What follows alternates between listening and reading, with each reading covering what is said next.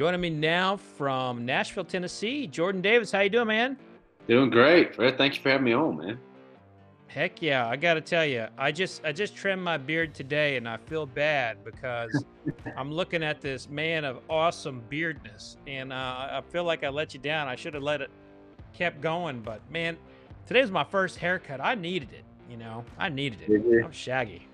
Man, this quarantine, I was worried because I feel like I was going to come out of it looking like Phil Robertson of the Duck Dynasty clan, beard down to had to trim my own beard, and I have. I feel comfortable doing it now. Before I was terrified. Well, I'm a little bit in the same boat. I did trim my beard and I got it like this side over here was like about an inch under over that side. So there was about like a 2-week period where I was like making sure I didn't show this side of my face when I was on camera. See, that's my nightmare. That's like that would be terrible. Well, you're more so than me, man. Your beard's your moneymaker. You can't screw that up.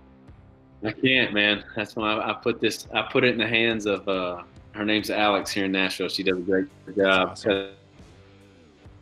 No, I lost you a little bit there. So you're how you holding up in quarantine other than the beard stuff? Man, it's been good. I got a 6-month-old daughter. We've been running wide open for the last 3 years, touring. Jumping one tour to the next, and to be able to just wake up in my own bed for more than 2 nights in a row has been a huge stuff with some friends in town. It's been pretty awesome. That's good. Well, I know I sent you some whiskey. You did. I'll go over a little bit of what I sent you. I sent you the Larceny barrel proof. This is a B520. I'm really high on this. Sent you the Parker's Heritage collection, the 11-year-old single barrel, arguably the best of that particular collection. And then I sent you Wyoming whiskey. And Wyoming whiskey, this is their cask strength, and it's basically just to show you that bourbon can be made outside of Kentucky, and guess what? It can be good outside of Kentucky. There we go. And then I sent you 291 Colorado rye whiskey, finished in Aspen staves. So this is kind of like a new age, like a new style of whiskey from 291. Yeah. Kind of exciting stuff, and of course. 291 is a show sponsor, but I do like their stuff. I like what they're doing there. So, I always like to just kind of learn a little bit about one's whiskey history. Now, you're from Shreveport, Louisiana, and I know you all do a little drinking over there in Shreveport. Yeah, we definitely love to tip a bottle back. Definitely, and also in Baton Rouge, man. Going to school at LSU, that was where I first that was where I really pushed my drinking limits. Not in a healthy way. A lot of, I think it was called old time. Early times? I lost you. Broke up there on me there, but you said early times?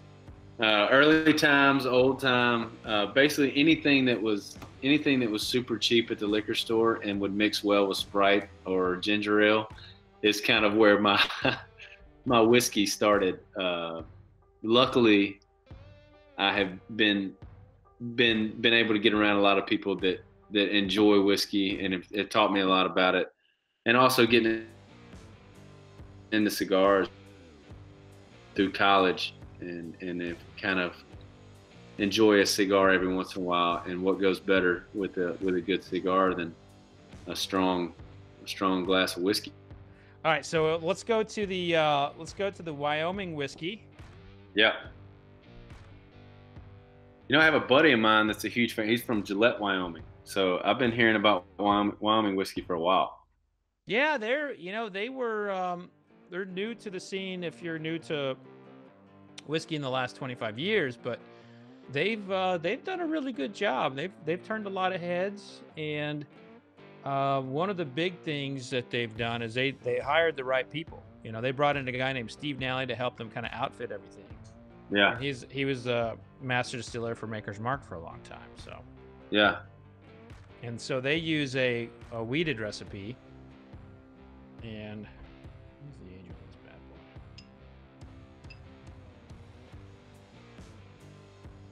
boy? I forget the age, but it's north. I think it's north of 5 years old. Yeah. It's definitely got some punch to it. Yeah. Yeah, so that's 126 proof. Yeah. Yeah, man. I always say, like, one of the things whenever you get a good whiff of it and you go back in the glass, if it comes up and puts a little sting in your eyes, that's one that's you get your little punch on it. Yeah. Now, do you like a sip a little whiskey before you get on stage? We do. We actually on our rider we're Basil Hayden camp. Oh. That's about the peak. That's like the peak of you know.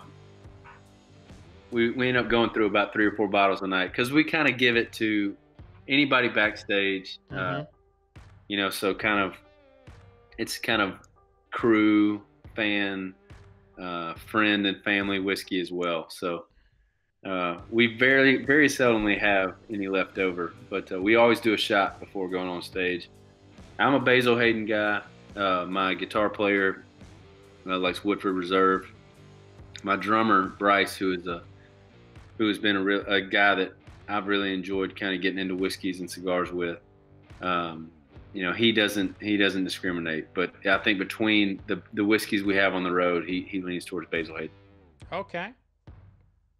Yeah, it's interesting. So Basil Hayden is like, you know, to me, it's like a really good like beginner whiskey. Yeah. Because it's so light and proof, and it still has, you know, quite a bit of flavor to it.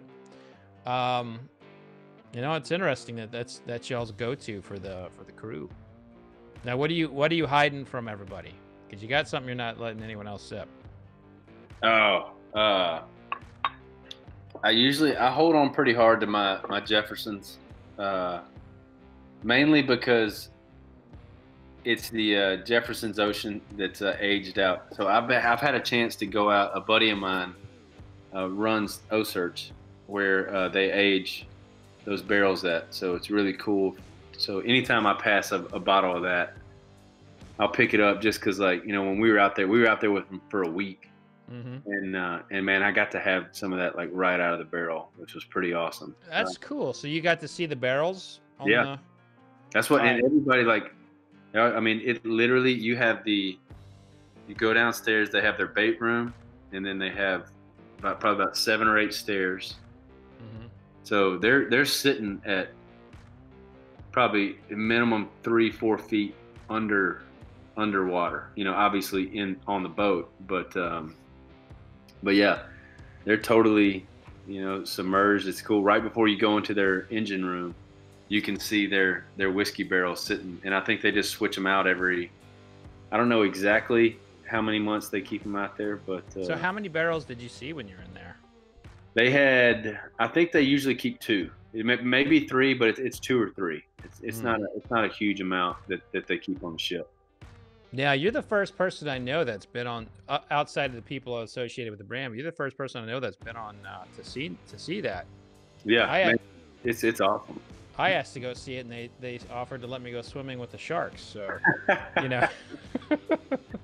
Well, but you could do that too, but yeah. So that was like, I think that's cool that y'all are doing that, but I don't think I really want to swim with sharks because. Yeah. You know, I'll get the hammerhead who gets wedged in the cage and takes my arm or something. But right, yeah. But no, if I were to say one of them, and it could be like more of a sentimental thing, like, you know, just like, I mean, I do think it's great whiskey, but like, you know, that one's kind of my favorite right now. I had a buddy of mine. My first number 1 got me the Sinatra Jack Daniels, which I think I just drink that just because it's kind of like it's more, you know, it's more just like, hey, this is kind of special for me. Mm-hmm. Not that it's like something that I'm not afraid to kind of give out. Mm-hmm. I had a buddy of mine bring back some whiskey from Japan. Oh yeah. Cool. And it's a super small bottle. So I usually lock that one up too. I believe it's I've got it at my bar over there. I'll have to grab it for the show. I can't remember the exact name of it. We're gonna go from Wyoming down to Kentucky to a Heaven Hill product called Larceny. Now, Larceny is also a wheated bourbon. Yeah, what I do a lot of times, my guests won't be as versed in whiskey as you are, Jordan. So I'll kind of give them a little tutorial. I was about, no, please, dude, please. I want to. Hey, but I'm just observing you. I'm observing you, and you're doing everything that I would teach someone, which is to look at it, to smell it, to taste it. You know, and you can tell that you've got your thing. You love it. So this one doesn't have. Well, yeah, it's about up there too. You sent over this one. This 122.2. Yeah. So we're going down in proof a little bit here. Yeah. Yeah, a little bit. Now I think this is my third or fourth time tasting this one. By God, it is something. I know this is great. Excellent.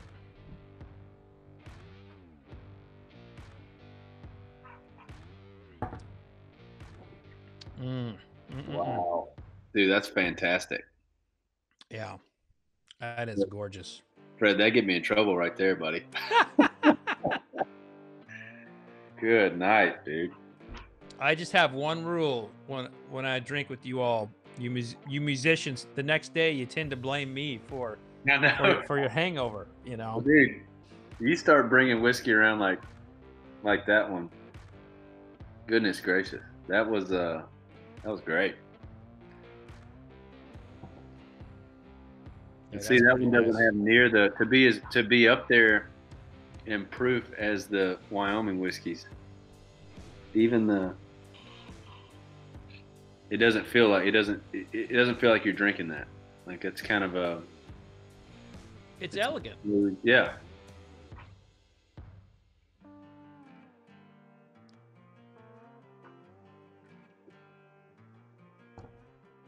And that's finished. You said it was in. Is that the one that was in Aspen?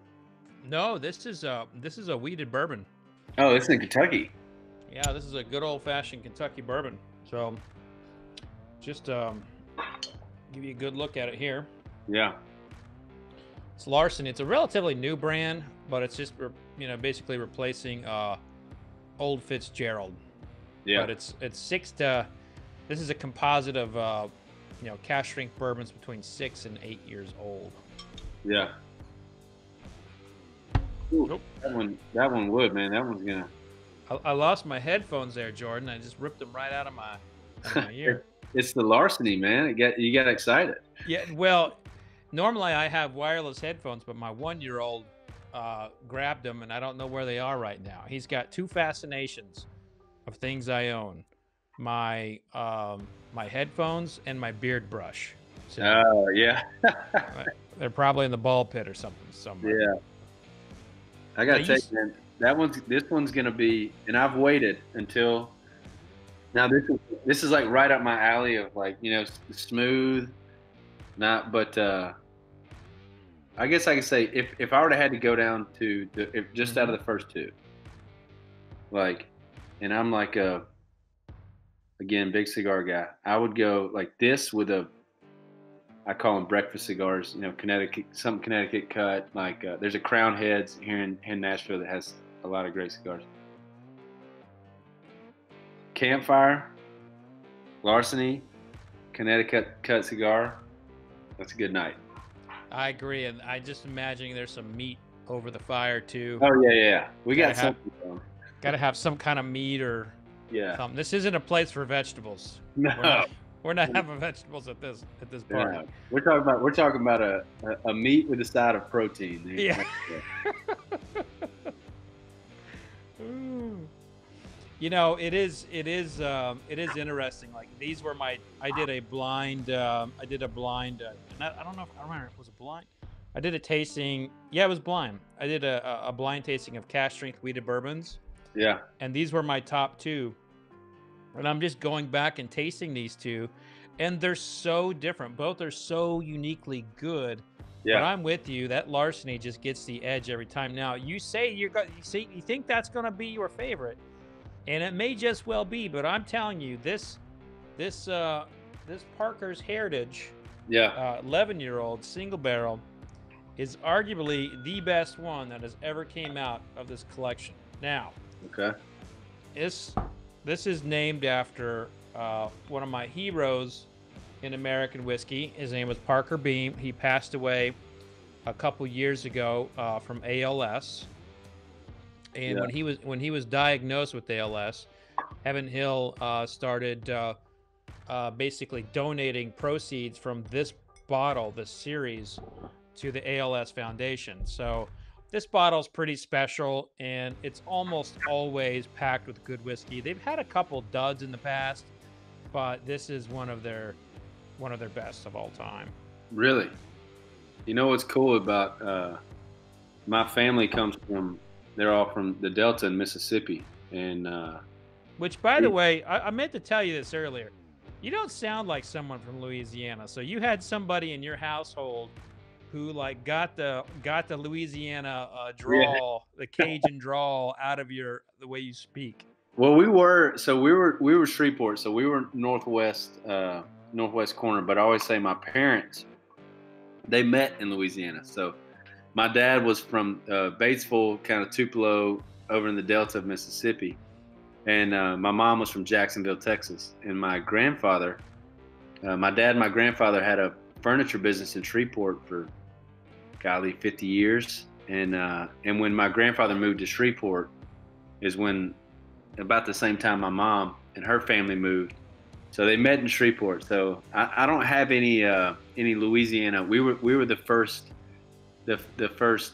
generation growing up. So we don't have any like down south Cajun ancestry. So a lot of ours comes from East Texas and Mississippi, which is cool because my grandfather, well, my great grandfather, they made Parker's whiskey in Mississippi. I never got to taste any, but apparently it was pretty good. And apparently I have a few family members that did some time for running some whiskey across the Mississippi Alabama line. So how do you like that? It was called Parker's Whiskey. So when I saw that right when you sent it over, I was like, oh, that's cool.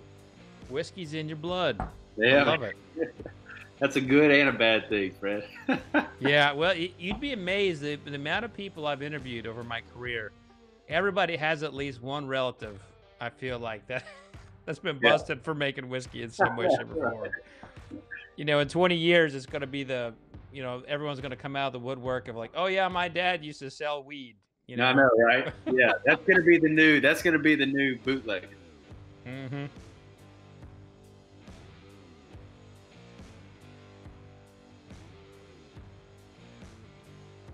Man. Yeah, you might be right on that one, buddy. That's a good drink right there. Now I still haven't sipped it. I'm just nosing it, and it's absolutely, this is like drop dead gorgeous. I'll just give you an idea of what I'm smelling here. I was about to say, like, what do you got? Pulling out of the oven like an apple pie. That smell of an apple pie coming right out of the oven. I was just about to say fruity. Like it's. Oh my God!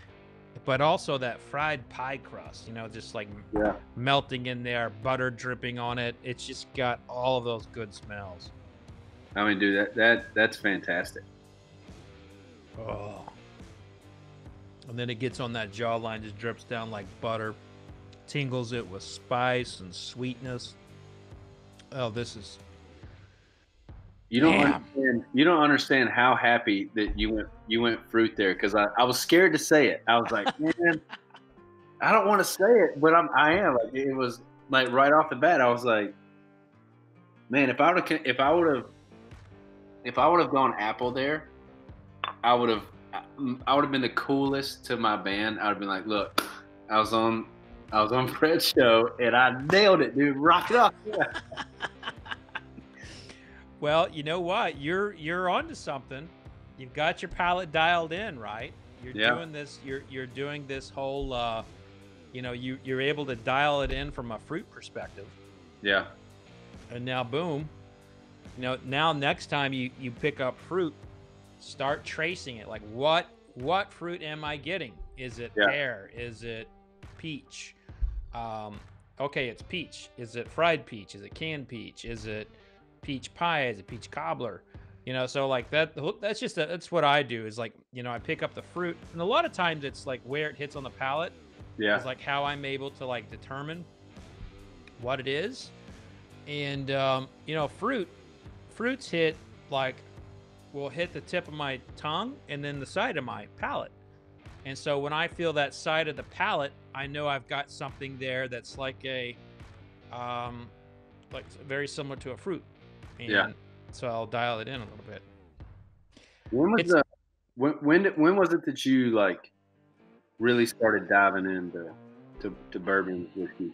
Well, honestly, it was after. So 2005, I got home from Iraq, and then within that year, I started writing about bourbon. But I was still very green. I was a bourbon drinker, not a bourbon student, if you will. Right. And I would say 2007 to 2010 is when I went down into I studied, I interviewed, studied, drank, sipped, listened to like the master distillers. All the while I was doing wine too. And I was I was applying some of those wine tasting techniques into bourbon. Yeah. It was extremely helpful to me. And then 2010 to 2013, I would say I went to that next level. And then I've just kind of been adding on to it every year after that. But everybody who gets into bourbon, they have one of those moments. They have one of those moments where like, yeah, this is what I want to do for the rest of my life. Yeah. And really, it's stuff like this. I mean, we've never met in person. Yeah. But I instantly feel like a rapport with you, where I feel where we could go hang out and like put a rabbit on the fire, smoke a cigar and sip some whiskey. And that's where, I think for the longest time, like when it came to whiskeys, like, cause I had such I had such just a bad view of it in my college years. Cause I drank such bad whiskey that it was literally just for going out purposes till you kind of think you grow up a little bit. And for me, the thing that really got me into it was sitting down with guys that were so much more knowledgeable of it than I was. And the conversations that came out of it. Like, we would be sitting there and just like you said, like before you know it, you're talking about whiskey, some of your favorites, what you like.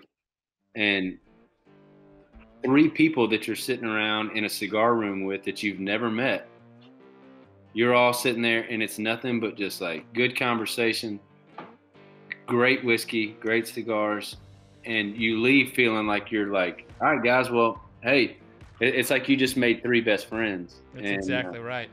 And it's so much the environment and I used to watch my dad, sip whiskey whenever I was growing up, and the first time I had it, I was like, I don't get that. Like, why is he doing that? Like, mix it with Diet Coke, mix it with something and make it good, and drink it to where, I hope it's maturity that I'm just like, oh, now I get what he was doing. That's why there was never the same whiskey in the house, because he was doing what we were doing. I wish that I could go back, you know, and be like, oh, Dad, which we do now. You know, we're like, hey, Dad, I got this bottle in. Let's have a few drinks and kind of get into conversation. I just love where it takes you. I feel like it's a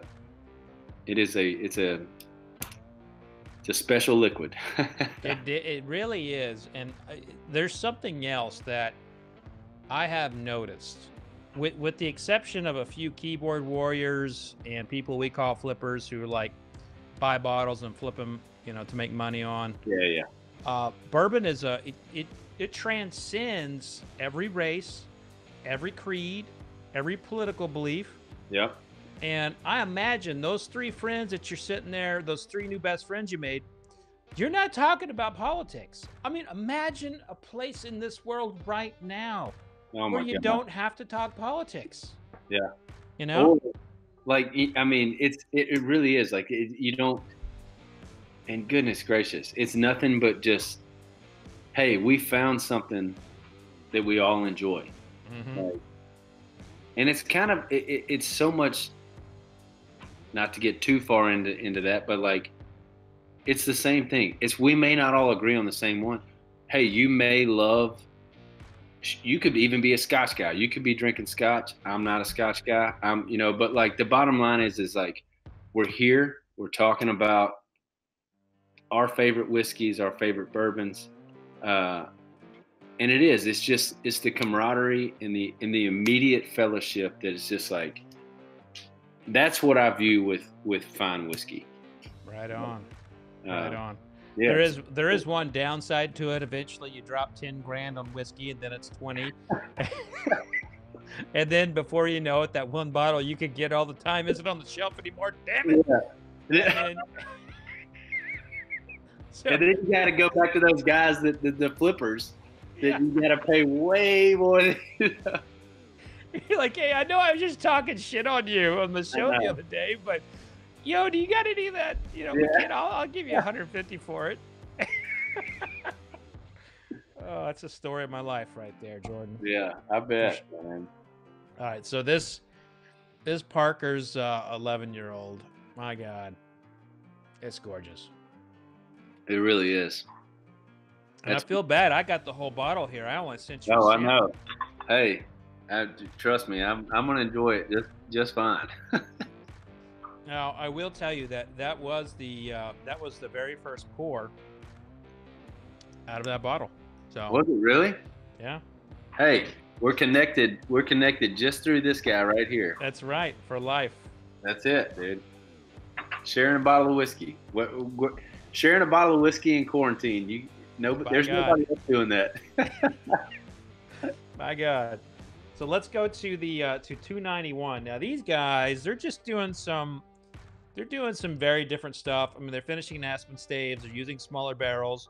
They're making whiskey in Colorado, which Colorado was never like a whiskey state. It was always a beer state. But there's a lot of distillers there now, and they have all this crazy high elevation. And I feel like the whiskey coming out of Colorado is so unique because it's all up, 2,000, 3,000, feet above sea level. Yeah. The first we did, what was it? Sorry, I got some dogs behind me. This is what happens when we're in quarantine and we're all here. Hey, lock it up. We did Sundance, the film festival. They have a really cool, like, kind of songwriters night, and we got a chance to go up there, and we went to High West. In Utah. The Distillery, which is Utah. That was in Utah. Park City. Park City, Utah. Yeah. Utah, Colorado. I mean, they're both high in the air. Yeah, they're out there, and that was what it was. It's a little sweeter than like. So I was wondering if this is gonna be. I haven't tasted yet, so I'm wondering if this is gonna have any of that sweetness, or it could have just been the High West, but. Well, so High West, actually, a lot of their stuff comes from another distillery, and they blend it there. So they're not necessarily bottling everything that they distill. Yeah. Now, the 291, this is a rye, so it's not, the flavor profile, when you have rye, they tend to be a little spicier, a little more herbally. Yeah, But this definitely doesn't smell like it's going to be sweet at all.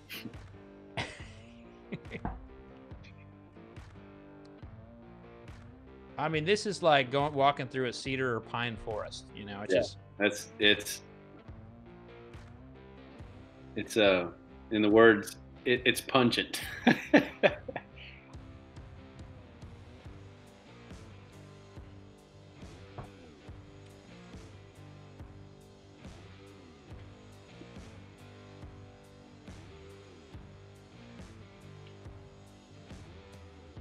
I mean, to be honest with you, your cedar pine is about spot on. That's it's very, very woody. yeah. But the thing about it is, and I don't know if you agree, but I just don't find that this is like, it doesn't suck, you know, and it's got a place in the cabinet, and it's like, Yeah. if you're in the mood for, I mean, honestly, I'm in the mood sometimes for some of those kind of like raunchy, peaty things, and so Yeah. I have like some ultra freaking heavy peated scotches, and then Yeah. sometimes I'm in the mood for something real citrusy. Manhattan. I could see that being a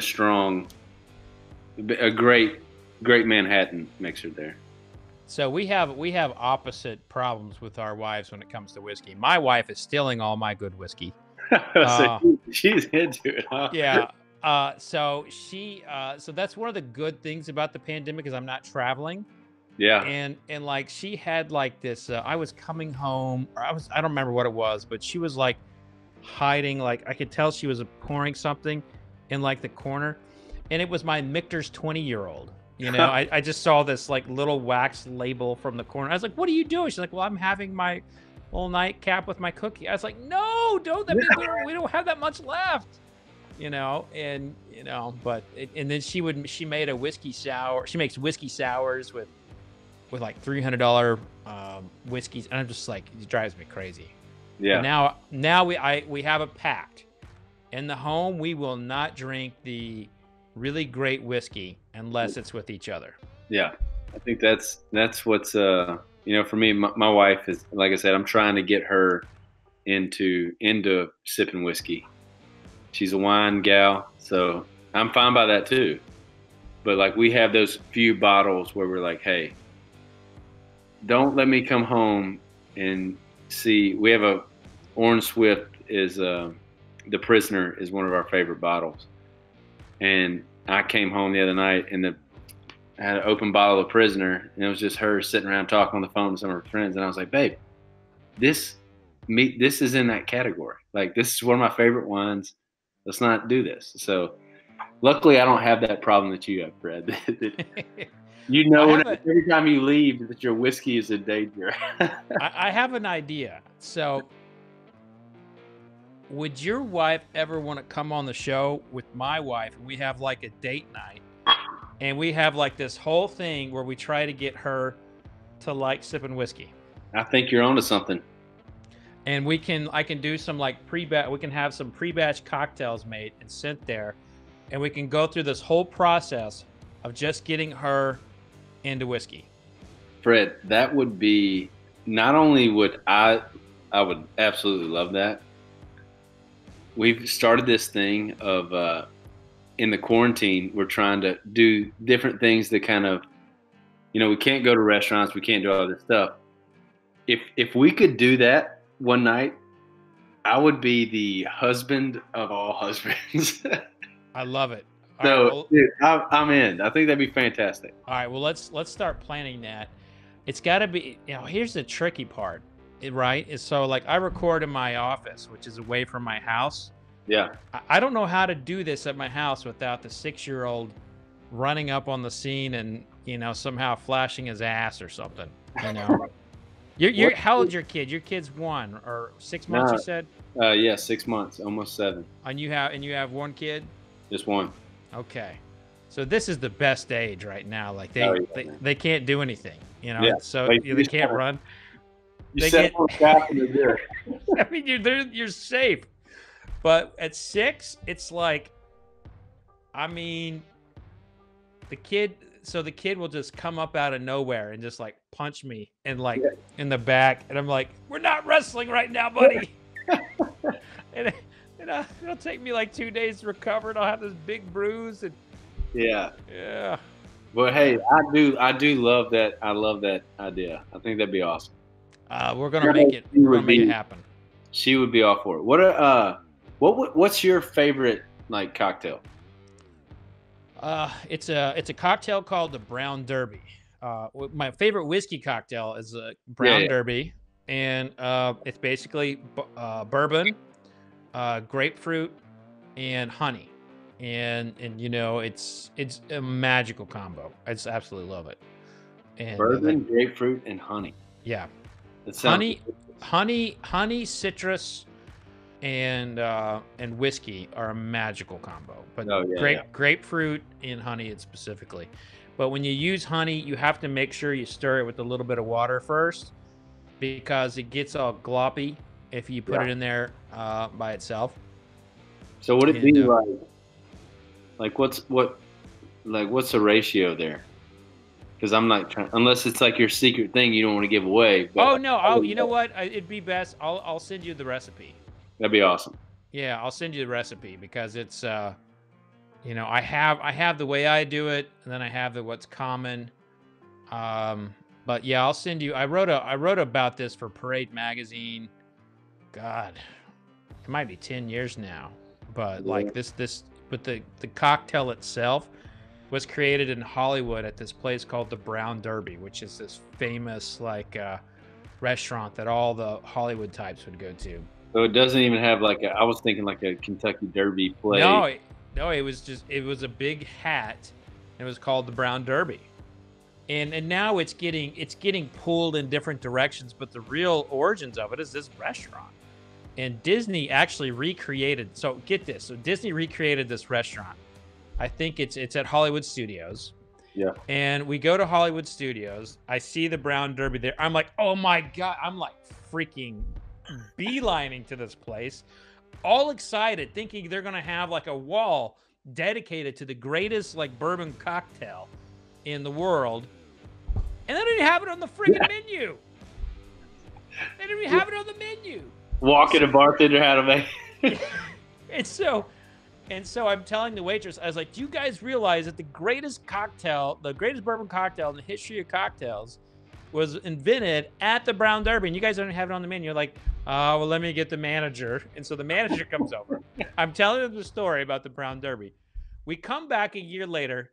It's on the menu, and they have the recipe all wrong. No way. Yeah, it's like, I give up. I give up. I'll just have a beer. The Brown Derby. Shoot it over. I want to try it. That'd be awesome.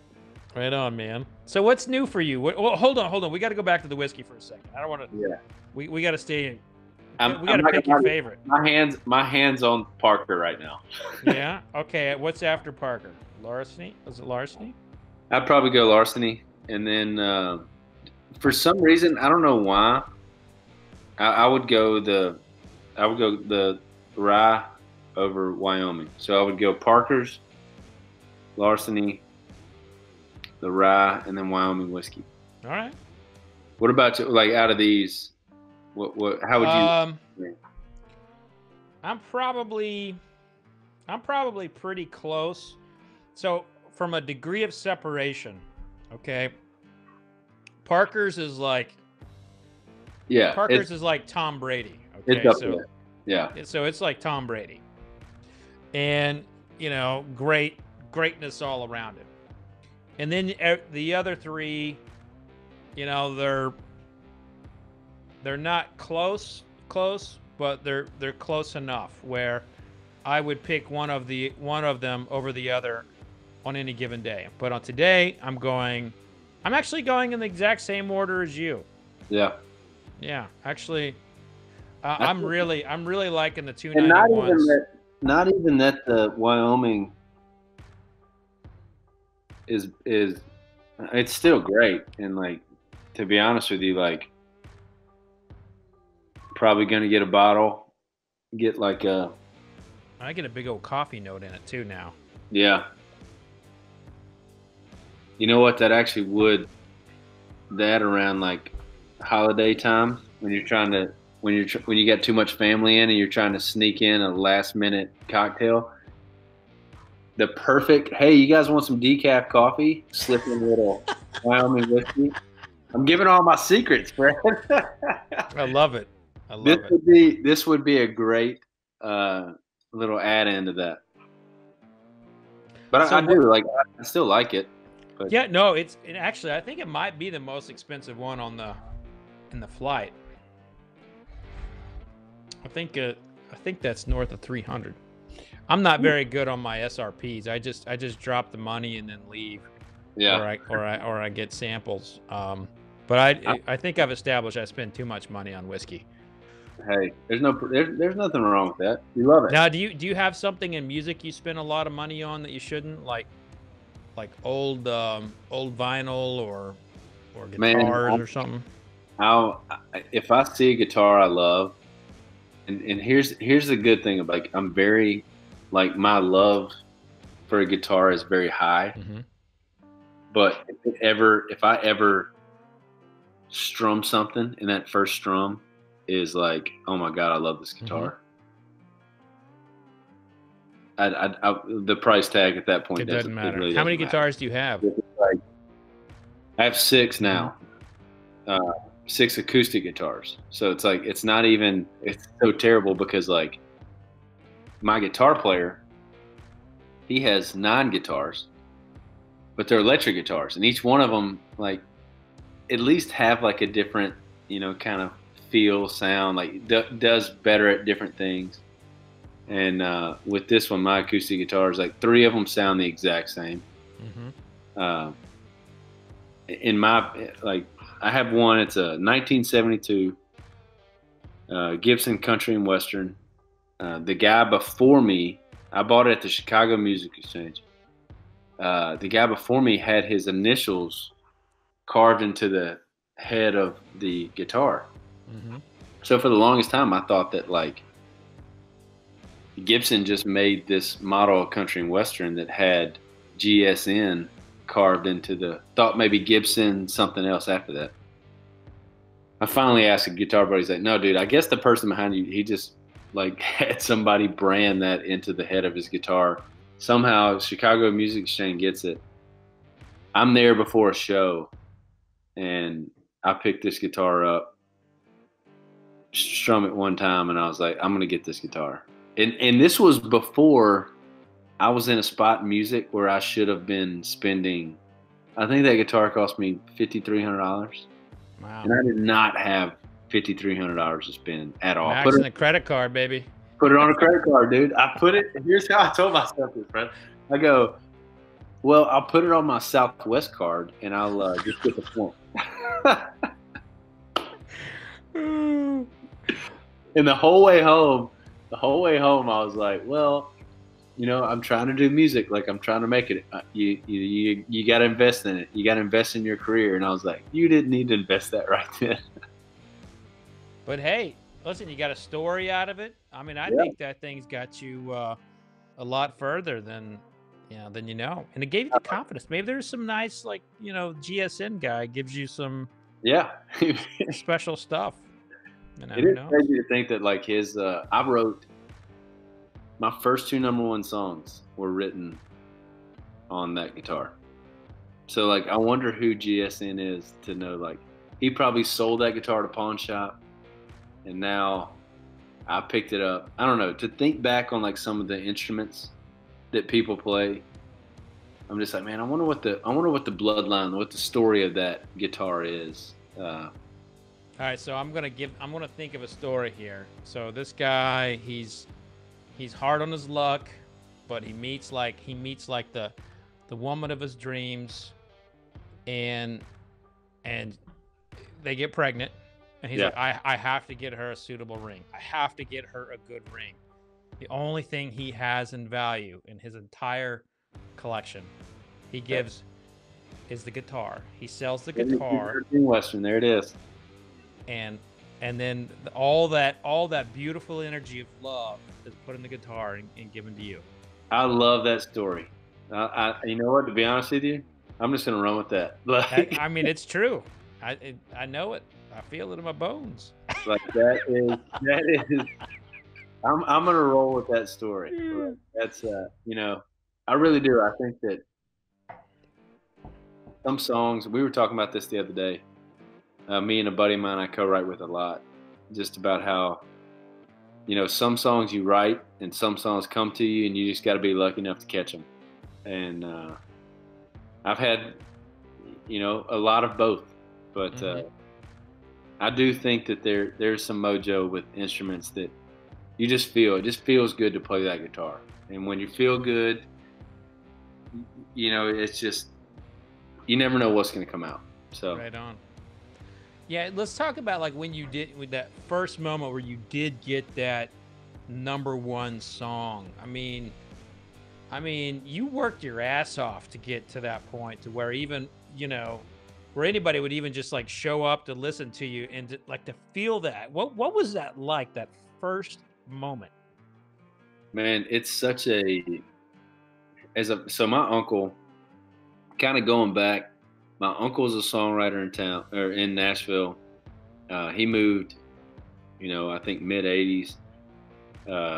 My dad wrote songs around the house, so like country music and songwriting had always been something that was just that our family just loved. My dad, he always listened to guys like Don Williams and Jim Croce and John Prine, and so at a very young age, a great song would stop me in my track. But it wasn't until after college that I was like, you know what? I'm gonna move to Nashville. I was working a job in Baton Rouge. I wasn't very happy. I was like, I'm gonna pack up, move to Nashville, chase something that I know I'm passionate about. That I know that, like, hands down, I've been listening to songwriters since I was 7 years old. I know I love this. I'm gonna go chase after it while I'm still young, single. I wasn't married, wasn't dating anybody at the time. Had some money saved up. I'm going to Nashville. I'm gonna try this. And all I wanted was for my songs to be played on the radio. And so when your first song gets played on the radio, it's a feeling that you'll never forget. I was in Houston, Texas. I was at a Sprouts parking lot. It was probably 3:30. It was right after Carrie Underwood, Before He Cheats. Like, I can tell you down to the second of where I was when the first time I heard my song on the radio. At that point, everything I'd moved to Nashville to accomplish had been accomplished. Like, I didn't even think past that, because I moved to town to have my songs played on country radio because I was a country radio kid. Fast forward probably almost a year later, and my record label calls me and says, "Hey, congratulations, you have the #1 song in the country." Fred, I can't even tell you, like, I just had to be by myself for a little bit, because like it's something that I guess, like, leading up to it, once you saw that it was like top 5, and then you got into the top 3s, and before you know it, like, you hadn't even processed it, like, hey, you have a chance of having a #1 song. When people move to Nashville and spend their entire careers fighting to get what you have a chance of getting, and then somebody to call you and give you that phone and give you that news, man, it was super emotional. Like, I found out late at night. I woke my wife up and called my mom, called my dad, and they were all kind of like, "Hey, congratulations, but can you call me in the morning?" But like, you're just so it's like you're so excited. So I mean, it really is.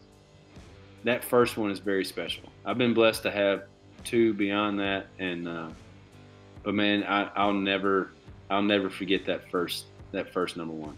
And many more on the way, my friend. For I sure. hope so. Hey, I'll drink some Parker's Heritage to that. Hell yeah. Toast to that, my friend.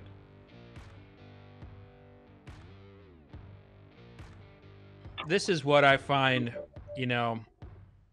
I find this time right now devastating for rising stars in music because they can't get out.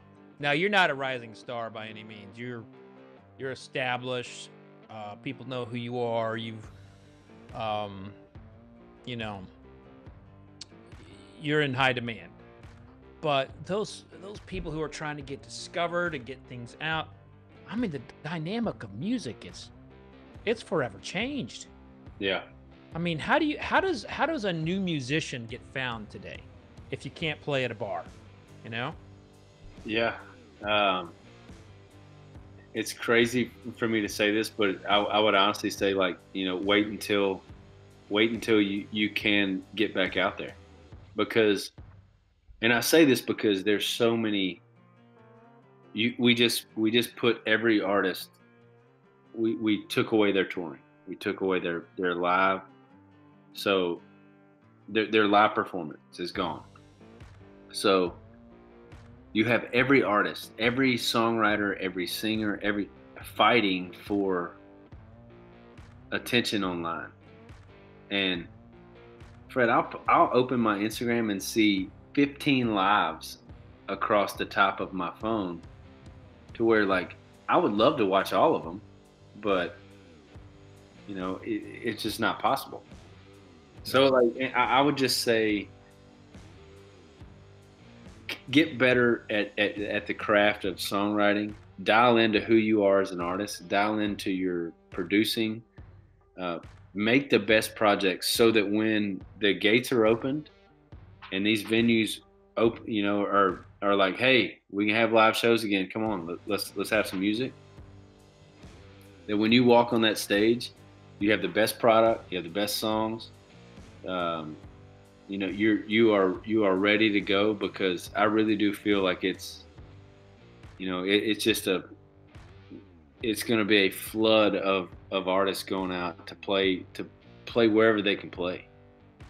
Even us looking at shows in the future, shows that we would have on Fridays and Saturday nights are getting moved to Tuesdays and Wednesdays, because the demand is going to be so high that they know that they could get somebody even bigger than me to come into that venue. So I'm getting bumped to a Wednesday night where I was supposed to be there originally on a Saturday. So it's going to be a weird time, which is why I would say really hone in on the craft that makes you special and makes you stand out.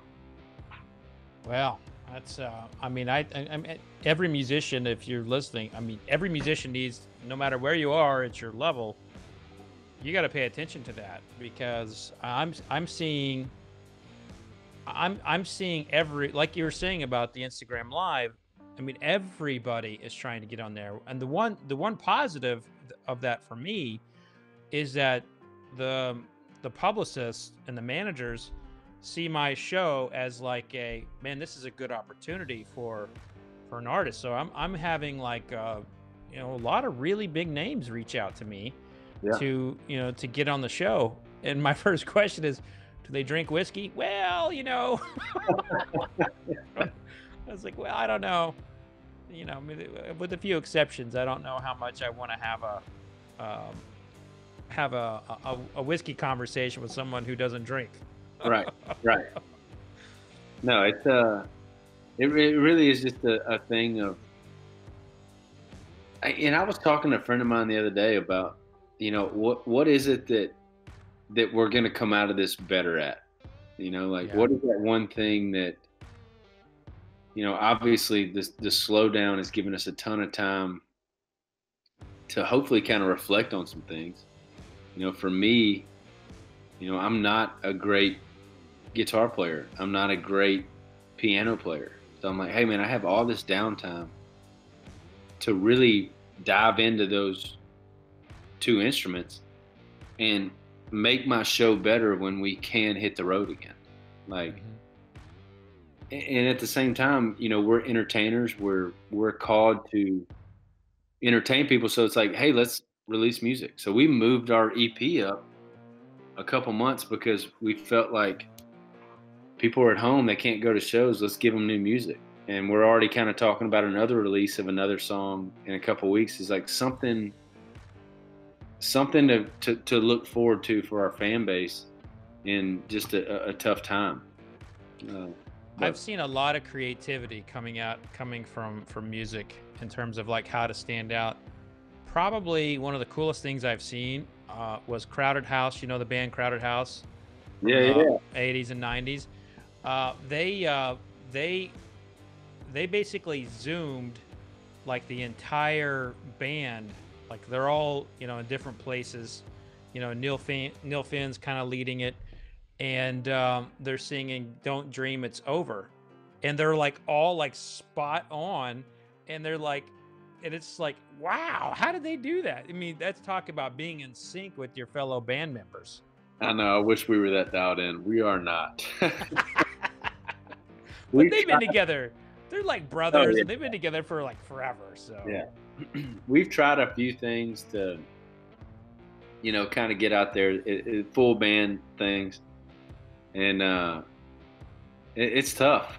Like we have one coming out in a couple of weeks that we did that we're proud of, and but we didn't do it live. It was it was kind of split up, and we had some studio help on that one.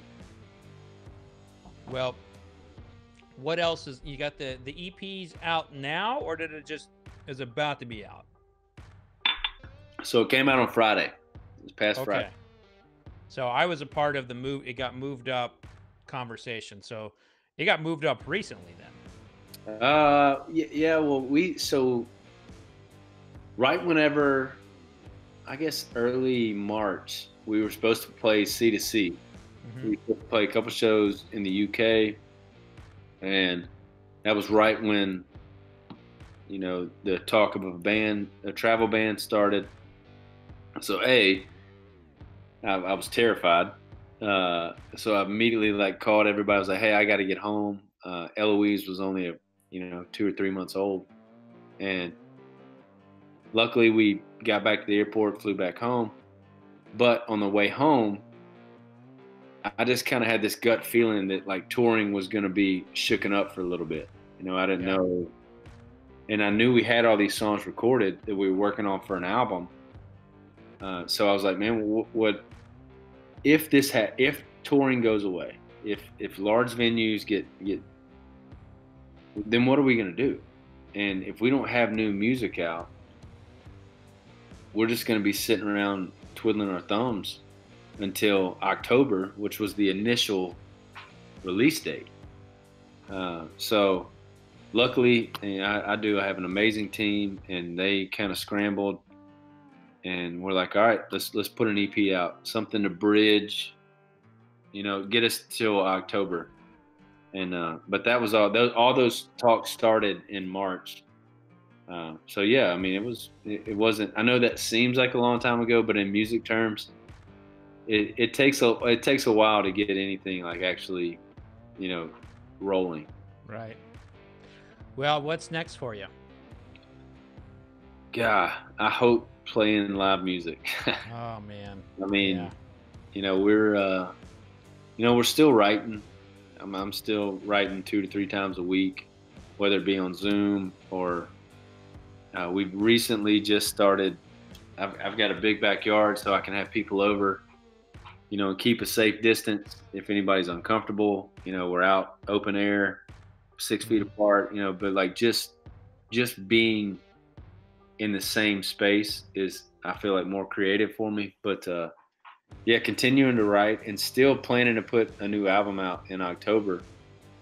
But yeah, just continuing to also look at some of those things that I'm trying to get better at through just the quarantine. Well, and we have a mutual goal here. We have a mutual goal to get your wife liking whiskey. So that is true. We have a date night coming up, and we got to get that on the books, my friend. We got to figure this all out. I'm going to connect with one of the a friend named Charles Jolie, who's basically the world's best mixologist. He now has a craft bottled cocktail program. I'm going to see if he can soup some stuff up for us, where we'll be set. Like there's no his cocktails, Mike, are Like my cocktails are like, you know, I'm like your high school band in comparison to him being like the Beatles, you know. Hey, So I'm all for it. I know she would be all for it, and I think it'd be a lot of fun. I think it'd be oh, awesome. it's gonna be great. We're gonna have a great time with it. And my wife too, she's got her chops, man, and she'll spend most of her time making fun of me, so it'll work out real nicely. Well, that'll make two because my wife will do the same thing, so it'll be awesome. Yeah, what do we do? We're just putting up with this. Like, okay, all right, Yeah, but we'll be there for each other. We'll defend each other on that's that it. one. But That's it. man, I'm excited. I'm excited for you. You're an incredible talent. I don't care if you got bumped from Saturday to Wednesday. Ain't nothing holding you back, brother. Ain't nothing holding you back. This pandemic ain't got shit on your talent. And I know you don't want to give your credit on guitar, but I've listened to you on guitar, and you're pretty damn good. So Well, give Fred, yourself some credit there, dude. And I'm a huge fan, man. And this has been awesome. I've been walking past these samples you sent me all week, looking forward to this and to crack them open and get to talk whiskey with you, man. I'm a huge fan, and looking forward to our next hang. Heck yeah. And I'll see if I can whip up a little bit more of this Parker's 11-year-old for you. She was there, but I need to dip back into the vial. You know what? Let's do that. I'll dip into mine. You dip into yours. We'll just do a closing toast to this. And you probably got music to write. I got a video premiering here in about 45 minutes, so I gotta get ready to go chat with my posse on the YouTube. So cheers, my friend. Cheers. Thank you so much, Fred. Pleasure was mine.